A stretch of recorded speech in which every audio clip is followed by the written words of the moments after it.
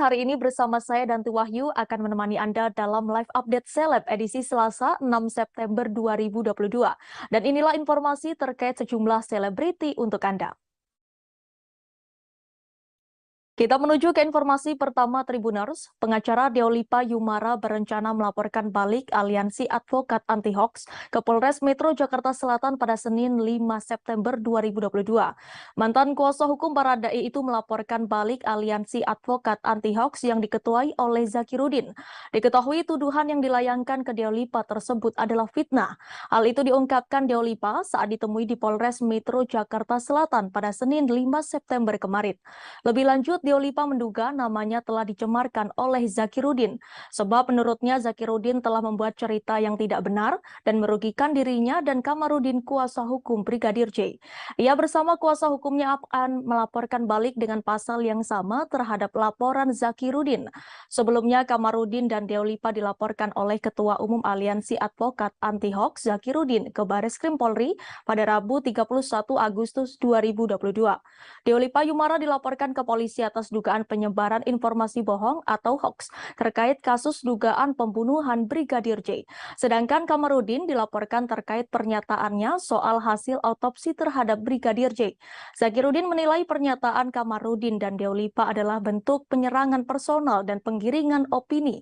Zakirudin pun meminta agar Deolipa dan Kamarudin percaya kepada pihak kepolisian dalam penyidikan kasus pembunuhan terhadap Brigadir J. Namun hingga kini Kamarudin belum memberikan pernyataan. Sementara itu Deolipa yang tak terima dengan tuduhan itu melaporkan balik Aliansi Advokat Anti-Hoax dengan terlapor Zakirudin di Polres Jaksel. Berikut laporan wawancara dengan pengacara Deolipa Yumara. Asosiasi Pengacara Indonesia API, kita ketua umumnya sendirian, anak gua lagi abur. Oke. Agenda saya hari ini pertama akan melaporkan ke kepolisian atas adanya dugaan tindak pidana. Yang pertama pasal 317 KUHP, yaitu yang dilaporkan adalah Zakirudin, si Pak Udin ya namanya, Pak Zakirudin, karena dia melaporkan saya dengan dugaan pasal undang-undang tuh 46 tuh, undang-undang keonaran, ya kan. Nah akhirnya saya laporkan dia balik, yaitu pasal 317 KUHP, laporan tidak benar atau persangkaan palsu yang dia laporkan di kepolisian. Jadi kita laporkan adanya laporan tidak benar dia, yang pertama. Yang kedua adalah pasal pencemaran nama baik, terutama saya dan Pak Kamarudin. Tapi Pak Kamarudin ini nggak mau ngelapor, dia suruh saya yang lapor aja deh, sama aja. Jadi saya melaporkan atas pencemaran nama baik diri saya yang dilakukan oleh Pak Zakirudin and partner, maksudnya Aliansi Advokat Anti-Hoax, ya kan. Jadi mereka itu yang bikin cerita-cerita di berita itu, semua yang ada tiga-tiganya itu saya laporkan. Cuman ya namanya Zakirudin CS, ya kan. Yang ketiga, Gofar Hilman sempat dituding melakukan pelecehan seksual pada pertengahan 2021 lalu. Karena hal itu ia merugi 10 miliar karena kontrak kerjanya dibatalkan imbas rumor tersebut. Namun kerugian tersebut hingga kini belum balik modal. Hal itu disampaikannya saat ditemui di kawasan Kebayoran Baru, Jakarta Selatan pada Senin 5 September kemarin. Kendati demikian, Gofar tak mau ambil pusing. Kini fokus utama Gofar adalah bekerja untuk memenuhi kebutuhan hidup. Selain itu, Gofar juga mulai membuat gaya hidupnya lebih minimalis.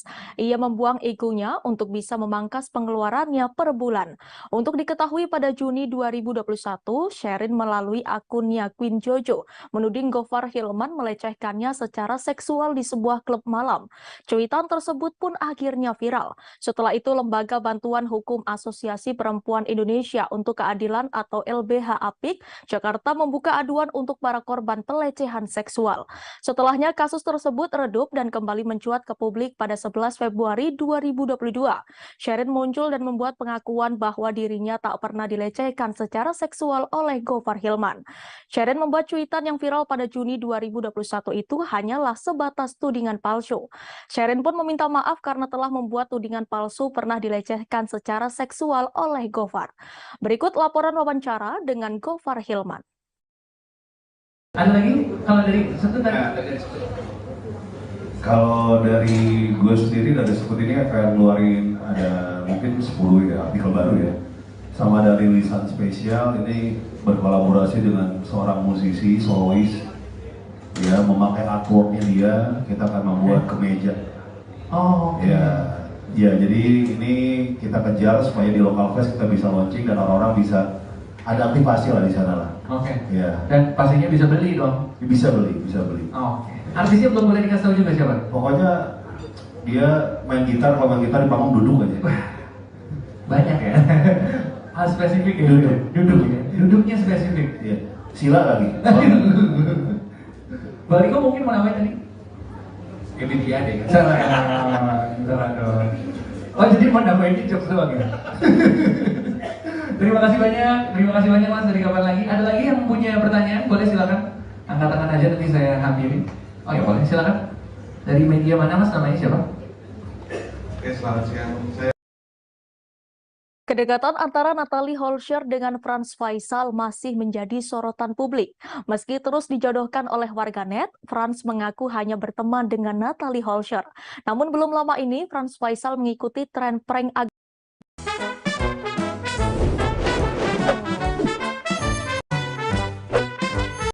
ugly cake ke Natalie. Momen Frans Faisal prank Natalie tersebut diunggah ke akun TikToknya pada Senin 5 September 2022. Frans Faisal mengunggah tangkapan layar percakapannya dengan Natalie. Frans meminta Natalie untuk memilihkan kue yang akan dikirim padanya. Frans yang mengirim pesan melalui voice note meminta Natalie untuk membalas dengan voice note juga. Percobaan pertama Frans gagal. Natalie sama sekali tak menghujat cake tersebut. Tidak menyerah, Frans kembali mengirimkan sejumlah foto ugly cake model lain. Selain itu, Frans juga menyebut jika kue itu hanya bisa bertahan selama 5 menit setelah dikeluarkan dari boxnya. Lebih dari itu, hiasan kue tersebut bisa luber. Sontak Natalie kaget mendengar pernyataan Frans itu. Frans masih berusaha membuat Natalie kesal. Namun ia salut karena Natalie masih terus memberikan respon yang positif. Frans pun akhirnya mengaku jika hal itu hanyalah prank. Natalie mengatakan bahwa ia tak tahu soal tren prank ugly cake tersebut. Saking kesalnya, setelah dikerjai oleh Frans, ia turut mencoba prank tersebut ke sang oma. Berikut video dari Natalie dan Frans. Part 2. Kita coba prank Natalie ya. Nat, di mana? Nat, jadi ini ada kasihan soalnya dia baru mulai, biar orang pada pengen tahu kuenya ini. Tolong ya balas ke Musisi Robby Gesha divonis 2 tahun penjara karena terbukti bersalah menyalahgunakan narkotika jenis ganja. Vonis tersebut dibacakan Hakim Pengadilan Negeri Jakarta Selatan pada Senin 5 September kemarin. Hal itu disampaikan oleh kuasa hukum Robby, Rustandi Senjaya, seusai sidang. 2 tahun diakui Rustandi adalah vonis yang cukup lama untuk Robby, meski ia menyadari kalau kliennya hanyalah pecandu narkotika. Rustandi mengakui bahwa gitaris grup band Gesha itu menerima vonis hakim selama 2 tahun penjara dan tidak akan mengajukan banding. Rustandi merasa Robby Gesha untuk ketiga kalinya tersandung kasus narkoba menjadi tamparan besar untuk dirinya sendiri. Diberitakan sebelumnya Robby Gesha ditangkap di kantor Musika Studio pada Sabtu 19 Maret 2022. Tidak sendiri, Robby Gesha ditangkap Polres Metro Jakarta Selatan bersama asistennya AJR. Dalam penangkapan tersebut, polisi mengamankan barang bukti berupa narkotika jenis ganja seberat 8 gram dan 1 linting ganja sisa pakai. Penangkapan ini bukan kali pertama untuk Robby Gesha. Ia pernah ditangkap polisi kasus serupa di tahun 2013 dan 2015. Tahun 2015, Robby Gesha ditangkap polisi di kawasan Bali. Ia ditangkap saat sedang membeli ganja dan divonis 6 bulan penjara. Berikut laporan wawancara dengan kuasa hukum Robby Gesha, Rustandi Senjaya. Robby sudah diputus selama 2 tahun penjara. Dan sekarang Robby ada di paling itu aja sih dari saya selaku kuasa hukum Robby. Terima kasih kepada teman-teman semua yang telah support Robby. So, sebenarnya masa persidangan beliau seperti apa sih Bang sejauh ini, karena tahu-tahu udah putusan. Jadi persidangan kita normal Mas. Jadi kita ada pemeriksaan saksi-saksi, ada pembelaan juga. Kita normal kok sidangnya gitu. Tapi sidangnya online ya, kenapa nggak digelar offline? Karena kembali lagi kalau gelar offline kan kembali ke kebijakan dari majelis hakim dan JPU-nya akan seperti apa. So far sih kita sidang hari ini maupun yang kemarin-kemarin tidak ada kendala sih. Jadi lancar lah semuanya lah. Bang Robi seperti apa Bang? Udah mengetahui kan sudah mengetahui nih putusan 2 tahun. Ya. Respon dari dia seperti apa Bang? Kalau Robi secara gentle mengakui memang ini adalah kesalahannya dia. Jadi apapun itu ya dia menerima lah dengan lapang dada. Tapi satu hal di sini kan kami bisa membuktikan bahwa Robi itu sebagai pecandu, sebagai penyalahguna sesuai dengan dakwaan dari JPU itu kan di pasal 127 Undang-Undang Narkotika. Gitu. Ada upaya banding? Kami menerima dan Robi pun sudah mengatakan ke saya tadi di dalam sidang dia menerima. Bang, tapi ada itu nggak sih, kan bisa dibilang masa gini, untuk rehab sendiri ada ajuan atau sudah rehab? Kemarin kita ya waktu di Polres kan teman-teman juga tahu kita sudah mengajukan rehabilitasi di Polres Jakarta Selatan, tetapi ditolak. Oke, itu ditolak sehingga Robi itu ketika Nama pesulap merah atau Marcel Radival tengah menjadi perbincangan publik. Pasalnya, ia kerap membuat konten membongkar rahasia perdukunan. Dilansir melalui kanal YouTube Ricis Official pada Minggu 4 September 2022, kini pesulap merah terlihat mengunjungi rumah pasangan selebriti Tengku Ryan dan Ria Ricis. Dalam konten tersebut, awalnya Tengku Ryan menanyakan banyak hal mengenai dunia mistis. Pesulap merah yang sudah dikenal sebagai ahlinya terlihat menjelaskan dan memberikan pemahaman kepada Tengku Ryan. Lantas Marcel mengajak Tengku Ryan untuk tes kekebalan menggunakan air keras. Mendengar hal itu, Tengku Ryan langsung menolak. Meski Tengku Ryan telah menolak, Marcel tetap meyakinkan suami Ria Ricis itu. Lebih lanjut, Marcel meminta Tengku Ryan untuk melepas cincin pernikahan yang tersemat di tangan kanannya. Namun demikian, Tengku Ryan tetap menolak. Tak berlama-lama, Marcel langsung mencelupkan tangannya di dalam air keras. Setelah itu, Marcel kembali berusaha untuk meyakinkan Tengku Ryan. Hingga pada akhirnya Tengku Ryan mau meskipun hanya 1 jari. Tengku Ryan tampak bangga melihat dirinya bisa memasukkan tangan dalam air keras.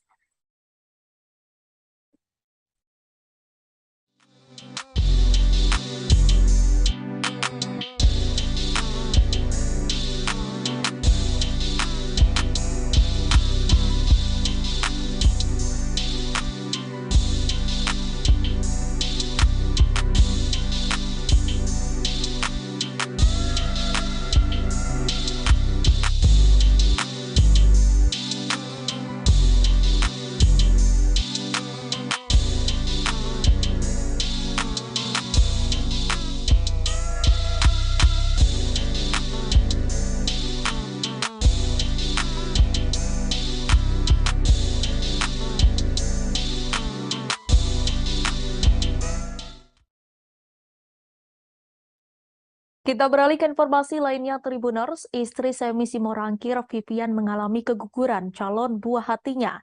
Kabar kurang menyenangkan datang dari pasangan selebriti Semi Simorangkir dan Vivian. Pasalnya pasangan ini baru saja keguguran calon anak mereka. Melalui unggahan di media sosial, Vivian membagikan kabar tersebut. Dalam unggahan video, terlihat Semi Simorangkir menemani Vivian di rumah sakit. Sebagai sang suami, Semi Simorangkir terus memberikan semangat untuk sang istri. Ibu 2 orang anak itu sempat ingin marah dengan kejadian tersebut. Namun dirinya mengaku tidak ada hak untuk marah kepada kehendaknya. Menurut Vivian, Semi juga merasakan kesedihan namun tidak diperlihatkannya. Lebih lanjut, Vivian berharap akan lebih dikuatkan lagi setelah kejadian ini. Tak lupa istri Semi Simorangkir itu berterima kasih kepada semua yang telah mengirimkan doa untuknya. Selain itu, dirinya juga berterima kasih kepada dokter yang sudah membantunya selama kejadian tersebut.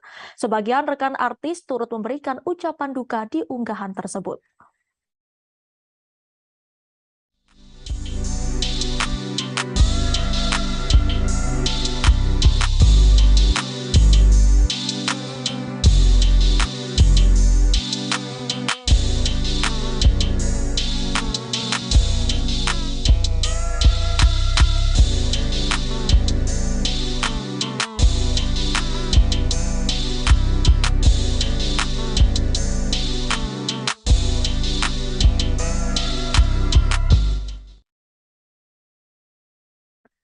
Pengacara Rasman Nasution mengumumkan bahwa persidangan atas laporannya terhadap dokter sekaligus konten kreator kecantikan Dr. Richard Lee akan segera digelar. Seperti yang diketahui, Dr. Richard Lee sempat menggandeng Rasman sebagai pengacaranya saat berkasus dengan artis Kartika Putri. Namun Dr. Richard Lee telah mencabut kuasanya terhadap Rasman Nasution. Karena hal tersebut, Rasman melaporkan Dr. Richard Lee. Rasman merasa kontraknya telah diputus secara sepihak. Dilansir melalui Instagram pribadinya pada Senin 5 September 2022, Rasman ingin memenangkan kasus. Ia telah membentuk tim yang beranggotakan 8-9 orang. Rasman berujar timnya akan bekerja keras melawan tim Dr. Richard Lee. Lebih lanjut, Rasman menuturkan akan memberikan data-data dan bukti-bukti kepada pihak kepolisian. Di samping itu, Rasman juga memperingatkan akan melakukan upaya hukum untuk mantan kliennya yang lain. Dalam unggahannya, Rasman juga menuliskan caption. Ia menyinggung persoalan dengan seterunya yang lain.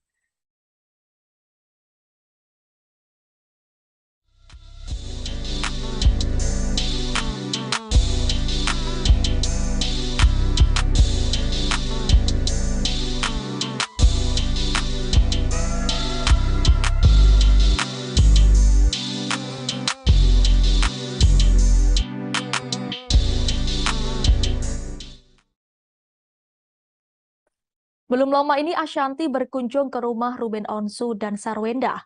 Ashanty menanyakan alasan Ruben Onsu dan Sarwenda pindah rumah.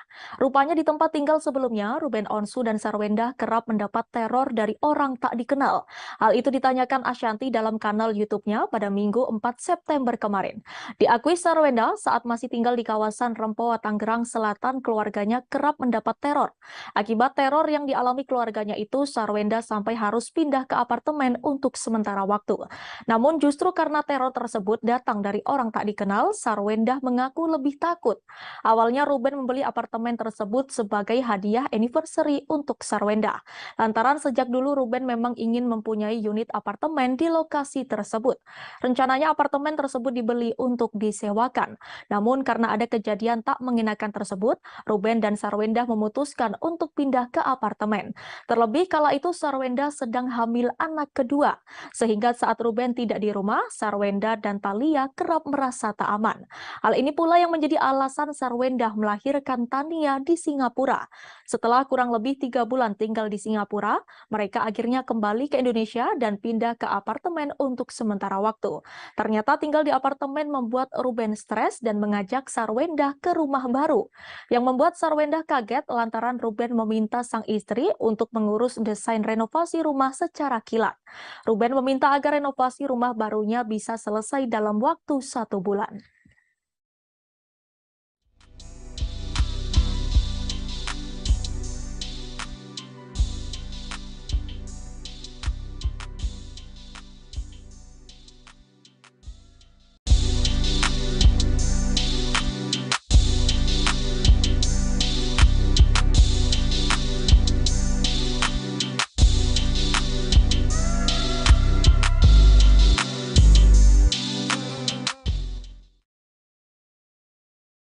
Hotman Paris menyentil Kapolda Jawa Timur untuk mengusut kasus kematian anak Soimah yang berinisial AM 17 tahun, seorang santri dari Gontor.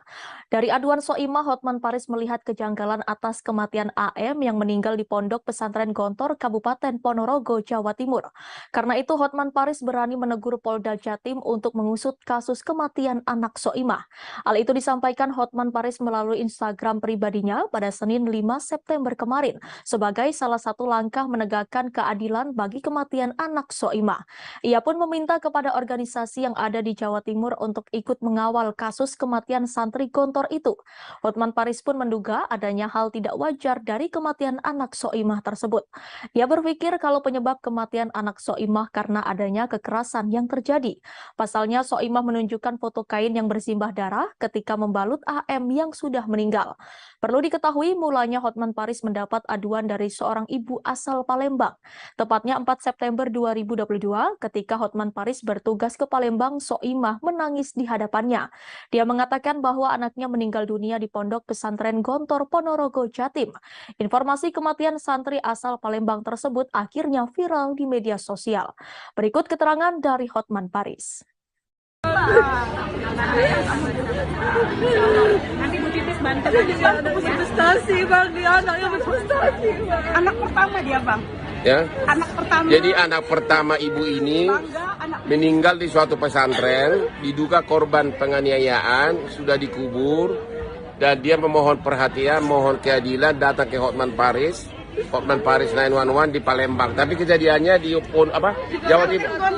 Di daerah mana itu? Ponorogo ya. Kita belum tahu siapa pelakunya ya. Kejadiannya di dalam pesantren ya. Iya Bang. Ya. Jadi meninggalnya jam 6 dikabarin pihak pesantrennya jam 10 pagi. Iya, iya. Nanti kita Kita menuju ke informasi terakhir Tribuners. Baru-baru ini pemerintah mengumumkan kenaikan bahan bakar minyak atau BBM. Seperti yang diketahui, banyak masyarakat yang tidak setuju terhadap kenaikan BBM. Menanggapi hal ini, musisi sekaligus politikus Pasha Ungu turut buka suara. Pasha Ungu mengungkapkan bahwa dirinya percaya terhadap keputusan pemerintah akan kenaikan BBM. Hal itu disampaikan Pasha saat ditemui di kawasan Mampang, Jakarta Selatan pada Senin 5 September kemarin. Sedangkan perihal rasa keberatan masyarakat, Pasha memberi saran agar masyarakat menggunakan sarana publik. Oleh karena itu, Pasha Ungu mengajak agar masyarakat tak ribut soal kenaikan harga BBM. Pasalnya pemerintah memiliki alasan jelas perihal naiknya harga BBM. Seperti diketahui, pemerintah resmi mengumumkan kenaikan harga baru BBM yang berlaku di Indonesia pada Sabtu 3 September. Direktur Eksekutif LSI Jayadi Hanan mengatakan sebanyak 58,7% responden berpendapat bahwa pemerintah harus berupaya agar harga BBM tidak dinaikkan, meski harus menambah utang dan harga minyak dunia meningkat. Sedangkan responden yang menyetujui harga BBM dinaikkan untuk mengurangi beban APBN mencapai 26,5%. Survei ini dilakukan pada tanggal 13 sampai 21 Agustus 2022, melibatkan 1.220 responden yang diwawancara secara langsung dengan tingkat kesalahan kurang lebih 2,9%.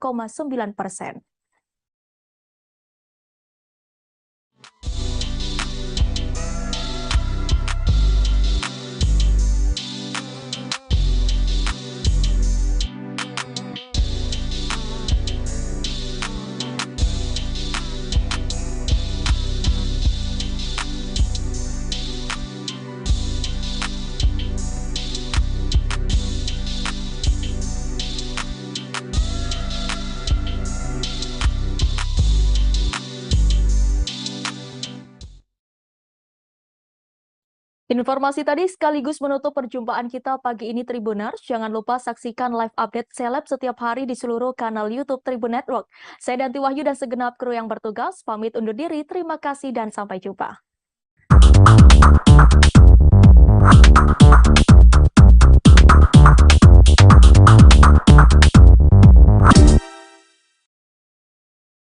Jangan lupa like, subscribe, dan share ya!